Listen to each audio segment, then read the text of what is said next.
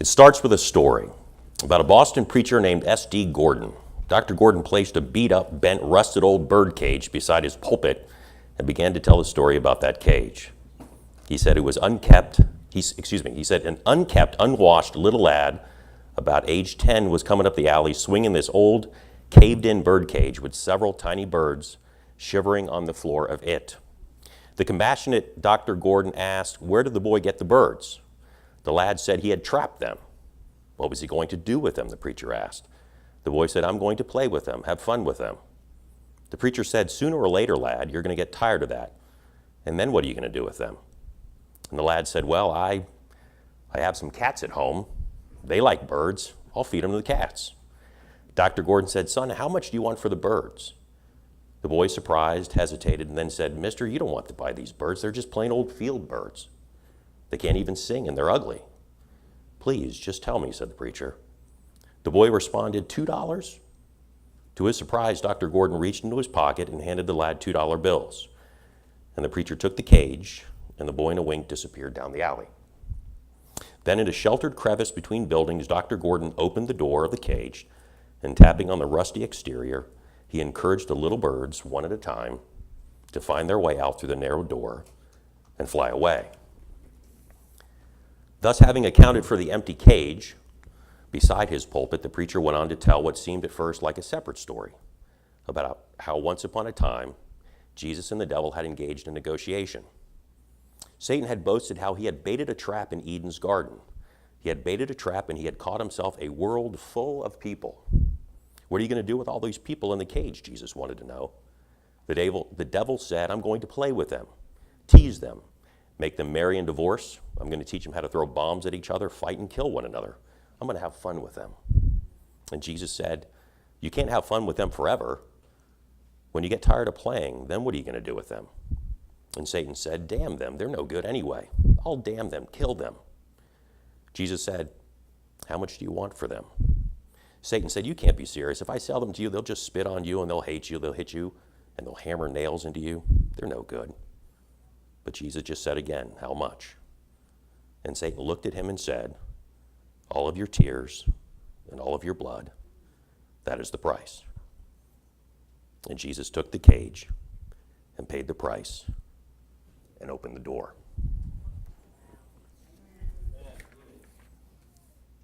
So when I was preparing for this, or trying to, I don't know what I was on when I agreed to do this back in February. Maybe I should have joined that ministry that, well, never mind. But I came across this thing. Maybe you all have heard it, but it was the first time I had read it. But it was the characteristics of a perfect pastor. After hundreds of years, the perfect pastor's been found. He is the church elder who will please everyone. He preaches exactly 20 minutes and then sits down. He condemns sin but never steps on anybody's toes. He works from 8 in the morning to 10 at night, doing everything from preaching, sermons, to sweeping. He makes $400 per week, gives $100 a week to the church, drives a late model car, buys lots of books, wears fine clothes, and has a nice family.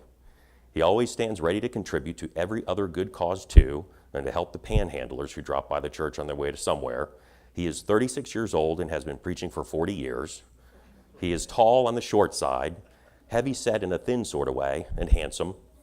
He has eyes of blue or brown to fit the occasion, and wears his hair parted in the middle. The left side is dark and straight, the right side is brown and wavy.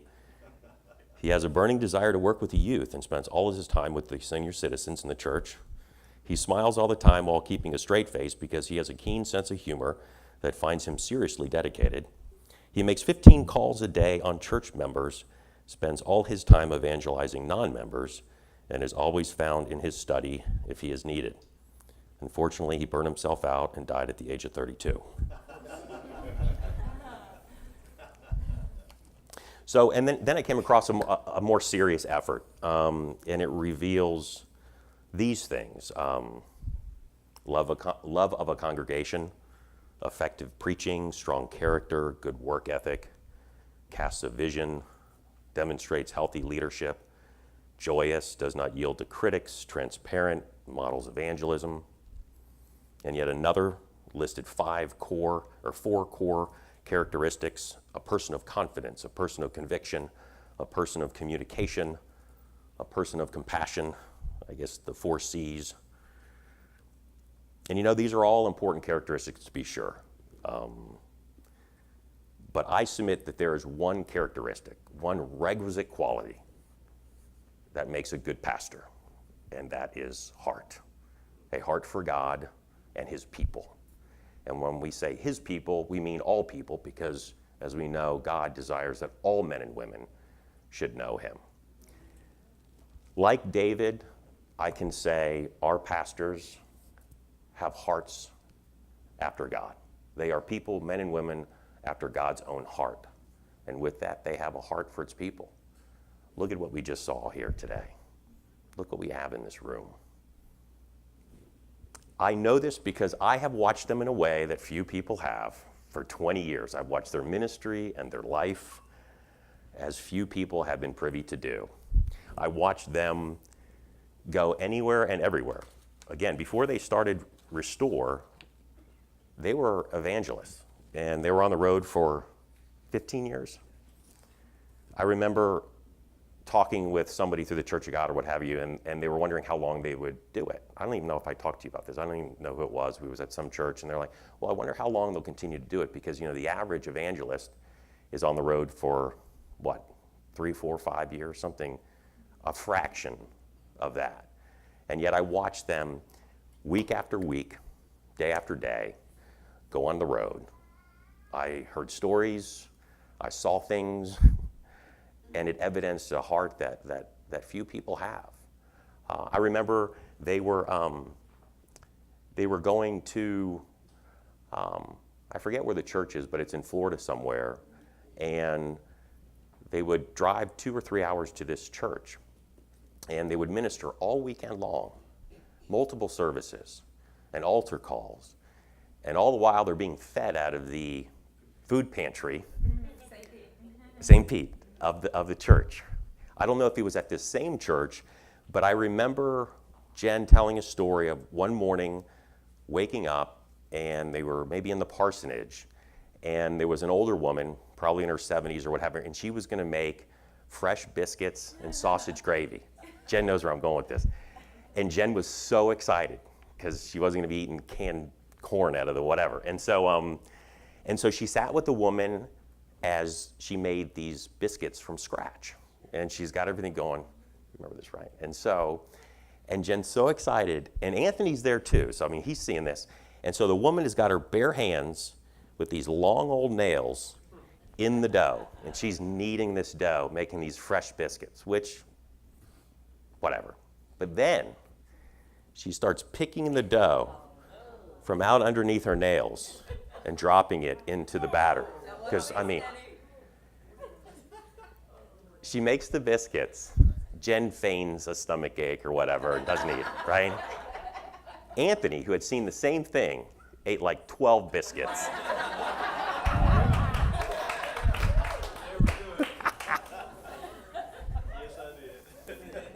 There was another time, too. There was another church. Once I flew down from Chicago, and I was with them, and we ventured out to a church several hours away, and it was a night service, and Cole was 2, maybe, at the time, and the service was a good service, but it was a long service. And I'm sitting there. You remember this, too. I'm sitting there, and I'm holding Cole. Now, Cole's 2. But even at 2, he weighed like 70 pounds. And I'm holding him, and my arms are on fire, and my back is killing me. And as big as he was, he also would sweat. I mean, he sweated all the time. So Cole is sweating like some farm animal, and I'm holding him, and my back, and I'm sitting down, and then I'm standing up, and I'm watching this altar call go on, and these people are crying. And they're pouring their hearts out, and Jen and Anthony, in turn, are pouring their hearts out for them. And I grew up Catholic, so I'm thinking, can't you just bless them, hit them with some incense, and send them on their way? And but no, I mean, it was 100%. It's always been 100% with them. There is a ministry in Alaska, of all places. And I remember for many years, Jen and Anthony going out and ministering to these women who are being abused in a horrible way. They were part of this culture, this tribal kind of culture that allowed terrible things to go on in their community. And they would go out there. Why is that noteworthy? It's noteworthy because what few people realize is this ministry didn't pay them. They didn't have any money to pay them. So they would foot the bill, and it was a hard bill to foot. And they would go. It's one thing to go down the road to visit your church, a family church for free. It's another thing to fly to Alaska from Florida. And they did it. I watched so many times them go to churches and minister all weekend long, eat out of the food pantry, and then be blessed with a love offering of $100. Wouldn't even have enough gas to get home. But what's amazing is they didn't complain about it. And what's crazier still, at least in my secular flesh, is they would get asked back to the same church, and they would go. And I would say, why would you go? And they would just smile. They would just smile, because that's what they're called to do, right?